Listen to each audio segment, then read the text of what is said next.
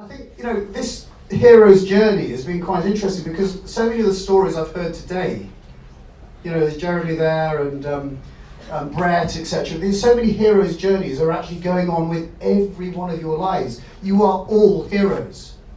You are all heroes on your journeys, and you're helping people and you're mentoring people and you're supporting people, and there's many strands, of course, going on in your lives at multiple times, and therefore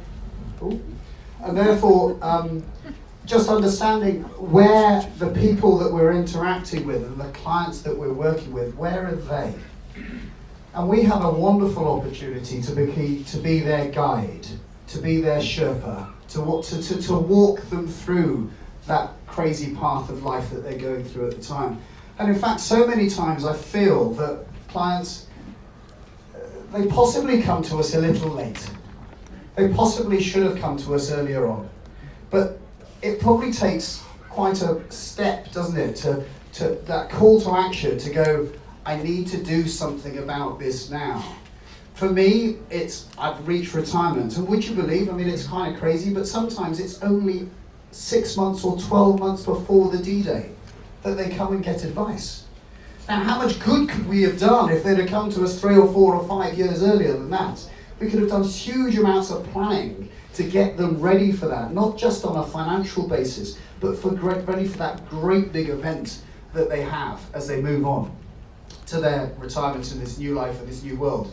And of course, this is where the life planning approach can really help in really understanding what that new world will look like, and hopefully inspire and energize them that this is not the end of a career. This is a start of a whole new world for them. So I do think that we need to show some leadership. We can help coax out of them what's important, where they want to go, and understand them hugely. But sometimes we've also got to show them where they can go and where it's safe to go, because they can't do this on their own. I learned to fly a plane when I was 30 years old. It took me, I think, 57 hours. If you'd have put me in that plane and said fly it, when I had no experience, I wouldn't have lived. I could only fly a plane after 57 hours because of the excellent tuition and the learning that I'd taken on board. We've got all this knowledge that we've done all these qualifications, this learning and understanding of how to do this for clients. They don't. I've got some ideas about risk assessment and how we can educate and guide our clients to making the right decisions, and we need to show some leadership because they just don't understand this stuff. To me, risk is the permanent loss of capital. The markets have never permanently declined, ever.